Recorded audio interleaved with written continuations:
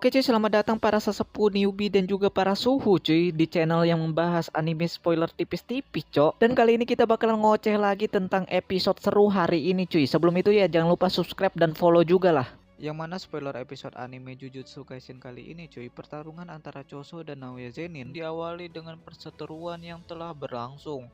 Choso dengan penuh keyakinan menyatakan diri sebagai kakak tertua dari 10 saudara, sebuah pernyataan yang langsung dibantah keras oleh Naoya. Naoya mengejek klaim Choso dengan mempertanyakan teknik kutukannya dan keunggulannya yang dianggap tidak layak menyandang gelar kakak tertua. Untuk membuktikan keunggulannya, Naoya kemudian menghilang dengan kecepatan yang ekstrim, memamerkan kemampuannya yang mematikan dan langsung menempatkan Choso dalam posisi bertahan. Menghadapi kecepatan luar biasa Naoya, Choso menunjukkan kecerdasan taktisnya yang tinggi. Dia dengan cepat beradaptasi dengan menggunakan teknik Flowing Red Scale untuk memusatkan energi kutukannya ke dalam penglihatannya, sehingga meningkatkan ketajaman visualnya untuk bisa melacak pergerakan Naoya. Namun di sini Naoya telah mengantisipasi hal ini. Dalam serangan balik yang licik, dia berhasil melancarkan serangan kepada Choso dan mengungkapkan bahwa dia menggunakan pisau tersembunyi untuk menusuk luka tersebut. Pertarungan ini kemudian beralih menjadi bentrokan omong-omongan. Naoya menyatakan kebenciannya pada penyihir yang bergantung pada senjata tersembunyi, yang menurutnya itu tidak keren, sambil mencemooh kakak-kakaknya sendiri yang gemar memamerkan senjata mereka. Di sini Choso yang cerdik menangkap inti kebencian Naoya ini dan mulai menusuk sisi emosionalnya. Dia menentang pandangan Naoya bahwa kakak yang lebih lemah harus kalah. Choso kemudian mendalam memaparkan omongannya ini tentang persaudaraan. Dia menjelaskan bahwa pada dasarnya kakak seharusnya berfungsi sebagai panutan, memungkinkan adik-adiknya belajar dari kesalahan mereka atau mengikuti jalan yang benar. Lalu Choso melontarkan pertanyaan kepada Naoya, yaitu, apa kau menjadi kuat karena kakak-kakakmu lemah, yang memaksanya untuk mengandalkan dirinya sendiri dan berusaha menjadi yang terbaik? Sebaliknya, Choso mengungkapkan bahwa kekuatannya sendiri berasal dari ketiadaan panutan yang lebih tua, yang memaksanya untuk menghadapi setiap kesalahannya sendiri dan memikul tanggung jawab untuk memimpin adik-adiknya di garis depan. Saat Choso di sini udah capek banget, Naoya heran bagaimana lawannya masih bisa bertahan. Terungkaplah keunggulan Choso di sini. Yang mana di sini sirup yang menggenang di lantai justru dia gunakan secara taktis untuk menciptakan dinding yang mengaburkan pandangan. Dia kemudian melancarkan serangkaian serangan termasuk kekuatan yang sangat kuat yang nyaris mengenai Naoya dan berhasil menjebak Naoya dengan percikan-percikan yang membuat pakaian lawannya menjadi berat. Dengan gerakannya yang terhambat, Naoya masih percaya diri dengan kecepatannya dan menantang Choso untuk menyelesaikan pertarungan. Saat Naoya melesat, dia menyadari bahwa Choso sengaja menunda serangannya. Pada momen inilah Choso melepaskan teknik pamungkasnya, yaitu sebuah serangan yang terfragmentasi dan meledak dengan kekuatan dahsyat yang berhasil mengenai Naoya. Teknik ini adalah buah dari pengalaman dan latihan yang diasah selama ratusan tahun. Setelah mengalahkan Naoya, Choso menyatakan penyesalannya karena tidak dapat memahami Naoya. Namun klimaks emosional ini tiba-tiba dipotong oleh intervensi yang sama sekali tak terduga. Yuta Okkotsu muncul di belakang Choso sambil menyeret Yuji Itadori yang tak sadarkan diri. Sebelum Choso sempat bereaksi, Yuta berulang kali melancarkan serangan kepada Choso, ya, dan membuat Choso ini ketiduran. Setelah pertarungan sengit ini, Naoya Zenin tergeletak dalam kondisi yang udah mengenaskan cuy. Tubuhnya yang sudah tidak bisa bergerak dan dia diliputi kecemasan bahwa darah Choso yang masuk ke dalam tubuhnya adalah racun dari teknik terkutuk. Analisis Naoya segera menyadari bahwa ini bukanlah efek biasa. Dia menyimpulkan bahwa Choso adalah kutukan penuh dan tubuh manusianya menolak darah non-manusia tersebut, menyebabkan reaksi penolakan yang memperburuk lukanya. Dalam keadaan terjepit ini, Yuta Okkotsu muncul dengan tawaran yang tak bisa ditolak. Dengan tatapan dingin dan penuh perhitungan, Yuta menawarkan untuk menyembuhkan Naoya menggunakan reverse curse teknik, sebuah kemampuan langka ini. Syaratnya sangat berat. Naoya harus melaporkan kepada para petinggi dunia Jujutsu bahwa Yuji Itadori telah berhasil dieksekusi.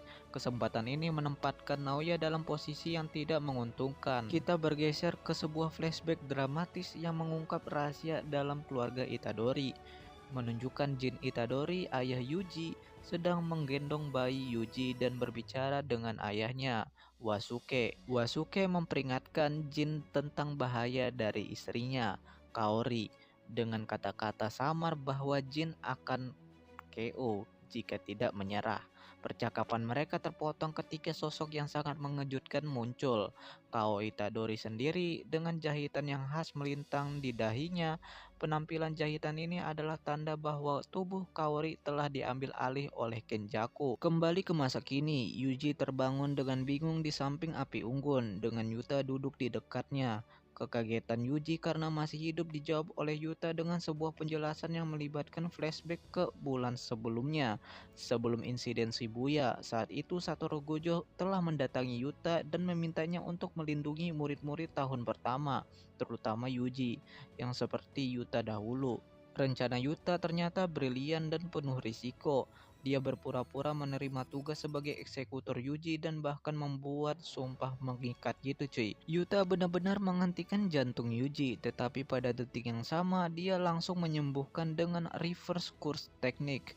Sebuah kemampuan yang tidak banyak diketahui. Keberhasilan ini didasari oleh ketahanan unik Yuji yang pernah KO dan bangkit sebelumnya. Yuta kemudian berbicara dengan Yuji, menyamakan dirinya dengan Yuji yang memiliki kekuatan tak terkendali, namun menekankan bahwa Yuji tidak bersalah karena tidak mengundang kekuatan itu seperti yang dilakukannya. Ketegangan emosional memuncak ketika Megumi Fushiguro muncul menandai pertemuan pertama mereka sejak tragedi Shibuya. Awalnya Megumi bersikap praktis, menyarankan mereka kembali ke sekolah dengan alasan barier yang melemah. Namun Yuji tidak bisa menerima kesan normalitas itu. Di momen ini Yuji Itadori meneriakkan rasa bersalahnya yang mendalam atas kematian banyak orang di Shibuya saat Sukuna menguasai tubuhnya. Dia merasa tidak layak untuk hidup. Megumi merespon dengan keras dan tegas menolak mentalitas korban Yuji. Dia berteriak bahwa kesalahan adalah milik para penyihir dan bahwa sebagai penyihir Jujutsu mereka bukanlah pahlawan yang berjuang untuk diadili, tetapi harus membuktikan nilai mereka dengan menyelamatkan orang. Puncak percakapan ini adalah permohonan emosional Megumi yang mengungkapkan bahwa kakak perempuannya Shumiki telah terperangkap dalam cooling game yang dimulai Kenjaku, dan Megumi memohon di sini. Permintaan inilah yang akhirnya memberi Yuji tujuan konkret dan mengingatkan pada wasiat kakeknya untuk selalu menolong orang. Yuji menyetujui permintaan Megumi dengan satu syarat tegas. Jika dia menelan 5 jari Sukuna lagi dan sang raja kutukan mengambil alih tubuhnya, dia meminta Yuta, seseorang yang diyakini cukup kuat, untuk ngekillnya cuy. Permintaan ini bukanlah wujud ketakutan, melainkan tekad untuk tidak mati sia-sia dan mencegahnya menyakiti lebih banyak orang lagi. Yuta memahami beban tersebut, menyetujui janji ini dengan sungguh-sungguh. Strategi tim dimulai dengan rencana untuk menyusup ke Jujutsu Hike guna menemui Master Tengen, sosok kunci yang diharapkan dapat memberikan jawaban. Tujuan mereka adalah mencari cara membuka segel ranah penjara yang memenjarakan Satoru Gojo, serta memahami tujuan sebenarnya dari Kenjaku yang menggunakan tubuh Geto. Megumi menjelaskan bahwa cooling game adalah aksi cukup besar yang membutuhkan solusi segera. Yuji kemudian menyarankan untuk meminta bantuan Yuki Tsukumo, seorang penyihir tingkat special grade.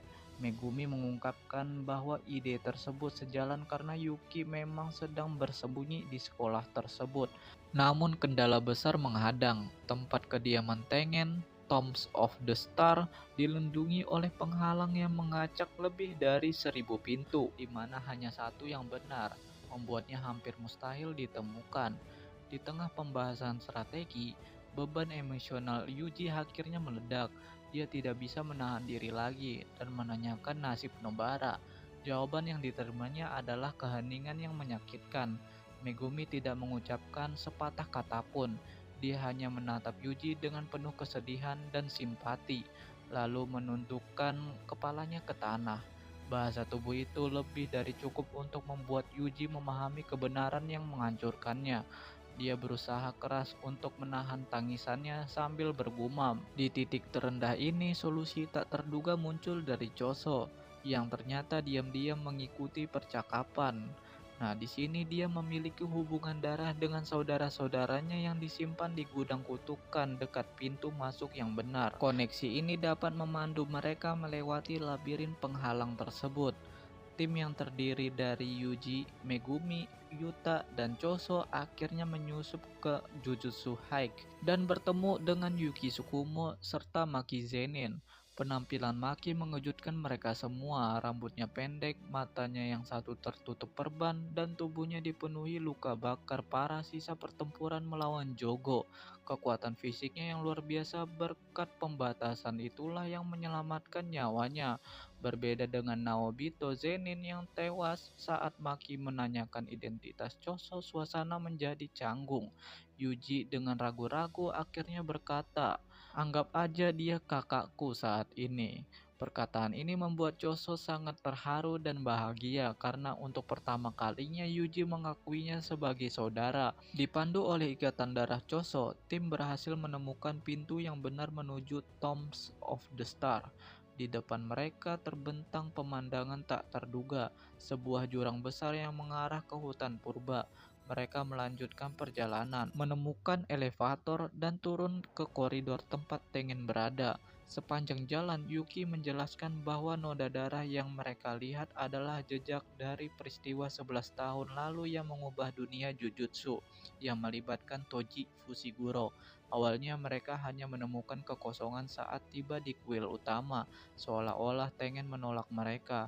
Saat hampir putus asa, Master Tengen akhirnya muncul dengan wujud yang mengejutkan. Tengen kemudian menyapa mereka dengan sopan dan dengan pengetahuan yang mendalam menyebut identitas masing-masing orang, menunjukkan bahwa dia telah mengamati mereka dari jauh. Pertemuan di Tombs of the Star antara kelompok pahlawan dengan Master Tengen yang legendaris langsung diwarnai kejutan. Penampilan fisik Tengen ternyata sangat unik, hingga memancing komentar polos dari Yuji Itadori. Yuki Tsukumo yang tampak akrab dengannya. Tengen kemudian menjelaskan bahwa kondisi tersebut adalah akibat dari teknik kutukannya yang memberikan immortalitas. 11 tahun yang lalu, ketika Star Plasma Vessel yang baru gagal muncul, proses penuaannya berakselerasi drastis. Kesadarannya sebagai individu mulai memudar, dan ia terpaksa berevolusi menjadi satu dengan dunia, membuatnya lebih menyerupai roh kutukan.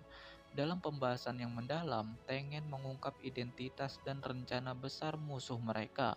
Pria yang mengendalikan tubuh Suguru Geto itu adalah Kenjaku, sebuah entitas yang telah hidup lebih dari 1000 tahun dengan cara berpindah-pindah tubuh, termasuk pernah menjadi Noritoshi Kamo yang jahat. Tengen kemudian membeberkan hubungan takdir yang kompleks antara dirinya, Star Plasma Vessel, dan pengguna Six Eyes yang selalu menggagalkan rencana Kenjaku di masa lalu. Namun sebuah anomali bernama Toji Fushiguro, manusia tanpa energi kutukan yang tidak terikat takdir, telah mengacaukan rantai takdir ini dengan membunuh Star Plasma Vessel. Kekalahan ini justru memaksa Kenjaku mengubah strategi dari ngekill menjadi menyegel Satoru Gojo dan merancang rencana baru yang lebih mengerikan, memaksa seluruh figuran untuk berevolusi dengan cara merger atau penyatuan dengan wujud Tengen yang sudah berubah, yang akan menciptakan kekacauan tak terbatas dan membahayakan seluruh planet. Rencana merger yang ambisius ini membutuhkan persiapan energi kutukan dalam skala masif, yang kemudian diwujudkan Kenjaku melalui Cooling Game.